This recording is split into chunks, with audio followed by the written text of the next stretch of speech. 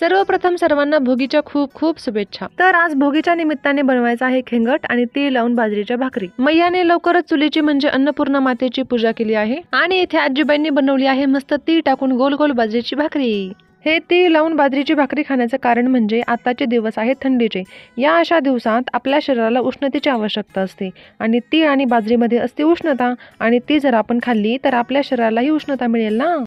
हे खेंगट बनवण्याचं सगळं साहित्य तर आपण कालच गोळा केलं होतं। चला तर मग आता त्यापासून बनवूया खेंगटाची भाजी। आजीबाईंची भाकरी बनवण्याची ड्युटी संपलेली आहे तर आता भाजी बनवत आहे माझी मैया। तिने लसूण आणि खोबऱ्याची फोडणी दिली आहे, टाकला आहे गरम गरम मसाला आणि कुस्करून टाकली आहे कसुरी मेथी। त्यामध्ये गेलं भाजून बारीक केलेल्या कांद्याचं वाटण आणि सरते शेवटी सर्व उकडून घेतलेल्या भाज्या। काय मस्त तरी आली आहे आणि सुंदर सुगंध येत आहे। तुम्हाला नाही येणार मोबाईल मधून पण मला येतोय।